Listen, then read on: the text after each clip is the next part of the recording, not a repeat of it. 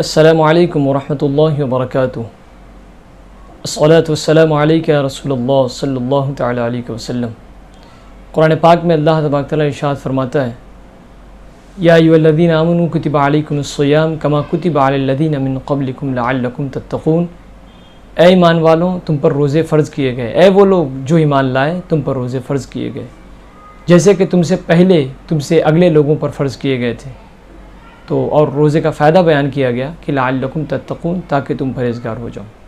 रोज़ा एक अज़ीम इबादत है जो फ़र्ज़ की गई है, और ये रोज़ा जो है, ज़ाहिर सी बात थी कि रोज़ा नफ्सकशी है और नफसानी ख्वाहिशात पर कंट्रोल करने के लिए खाने पीने और जिमा से अपने आप को रोके रखने की ये ऐसी चीज़ थी जो जायज़ कामों की पाबंदी लगाई जा रही थी। और फिर ये कहा जा रहा था कि ईमान वालों, तुम पर रोज़े फ़र्ज़ किए गए। ईमान वाले थोड़ा सा जो है वो एक डर का शायबा पैदा होना था, दिल छोटा हो रहा था, तंग हो रहा था। तो अब उसके लिए जो है उन्हें बताया गया, बयान किया गया कि ऐसा है कि तुम पर ही फ़र्ज़ नहीं किया गया है, बल्कि तुमसे पहले लोगों पर भी फ़र्ज़ किया गया था। और उसकी मुख्तलिफ़ कैफियत होगी, मगर फ़र्ज़ तो तुम पर भी है और तुमसे पहले लोगों पर भी था।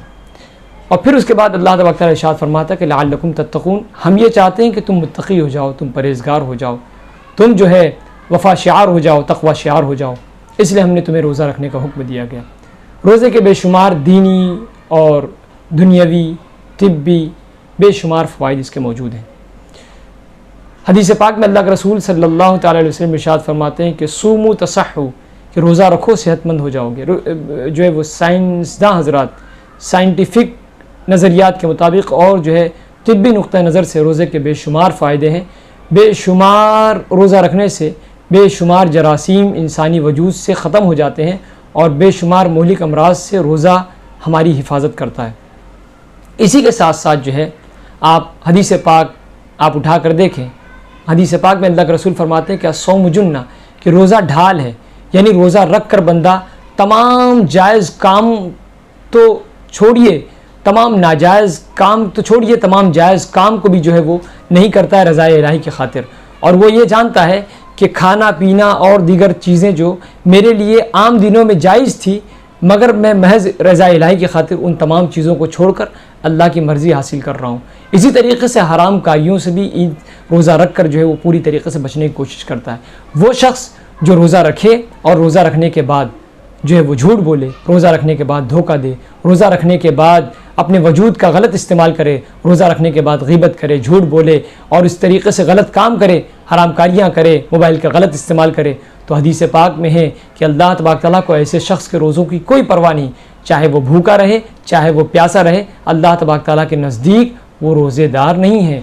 और ये रोज़े की जज़ा क्या बयान की गई, हर किसी की एक एक जज़ा है, हर अमल की अल्लाह तबारक तआला ने जज़ा मुतय्यन फरमाई है। लेकिन रोज़े के ताल्लुक़ से अल्लाह तबारक तआला फरमाता है, एक तो ये कि बाब रैयान रोज़ेदारों के लिए मखसूस कर दिया कि जन्नत में एक दरवाज़ा है जिससे रोज़ेदार ही दाखिल होंगे, उनके सिवा कोई नहीं दाखिल होगा।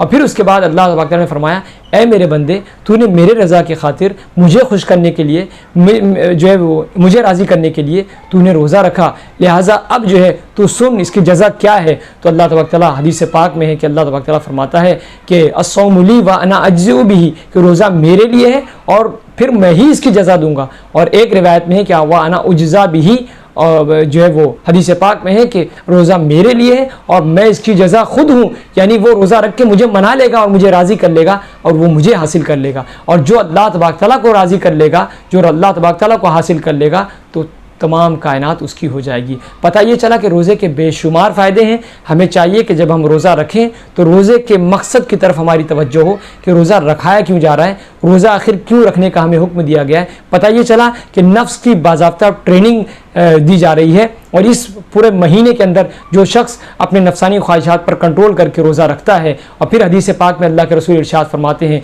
कि जो इस महीने रोज़ा रखता है, यानी माह रमज़ान का रोज़ा रखता है, मन सामा रमज़ान ईमान व इहतिसाबा, कि जो है रमज़ान के महीने का रोज़ा रखता है सच्चे दिल के साथ, मुहासबा नफ्स के साथ, अल्लाह के रज़ा के हुसूल के साथ, तो अल्लाह तबारक तआला हदीस पाक में अल्लाह तबारक तआला फरमाता है कि जो शख्स जो है इस तरीके से रोज़ा रखेगा और फिर उसके बाद सिद्क़ दिल के साथ रोज़ा रखेगा, मुहासबा नफ्स के साथ रोज़ा रखेगा, तो फिर उसके बाद उसके तमाम पिछले गुनाहों को अल्लाह तबारक तआला माफ़ फरमा दिया करता है, उसके तमाम तर गुनाहों को बख्श दिया करता है। तो हमें और आपको चाहिए कि हम रोज़े को अहमियत दें और रोज़े की अहमियत को समझें। ऐसा नहीं है कि हम पर लादा जा रहा है, बल्कि हमें जो है कुछ दिया जा रहा है और हमारी दुनिया और आखिरत को संवारने के लिए रोज़ा जैसे अजीम इबादत को हम पर जो है लागू किया गया, हम पर जो है वो फ़र्ज़ करार दिया गया, ताकि हम रोज़े के फ़ायदे को समझ सकें और रोज़े के ज़रिए से जो मिलने वाला फ़ायदा है वो हमें मैसर आ सके। और कुरान पाक में अल्लाह तबारक तआला इरशाद फरमाता है कि लअल्लकुम तत्तक़ून, ताकि जो है इस रोज़े के ज़रिए से तुम अल्लाह के करीबी हो जाओ, अल्लाह का खौफ तुम्हारे दिलों में आ जाए, अल्लाह के रज़ा का हुसूल तुम्हें हासिल हो जाए, अल्लाह के रज़ा का हुसूल तुम्हारी ज़िंदगी का मकसद बन जाए। अगर हमारी ज़िंदगी का मकसद ये अल्लाह के रज़ा का हुसूल होगा और अल्लाह को राज़ी करना होगा, तो हमारी दुनिया और आखिरत इंशाअल्लाह संवर जाएगी। अब इन्हीं तमाम बातों के साथ आज की इस गुफ्तगू को मैं आपकी खिदमत में जो वो ख़त्म करने की सादत हासिल करूँगा। अल्लाह तबारक तआला हम सबको नेकियों की तौफ़ीक़ अता फ़रमाए और रोज़े के हक़ीक़ी माने मफ़हूम को समझने, उस पर अमल करने और रोज़ा रखने की हम सबको तौफ़ीक़ अता फ़रमाए। अस्सलामु अलैकुम व रहमतुल्लाहि व बरकातुहू।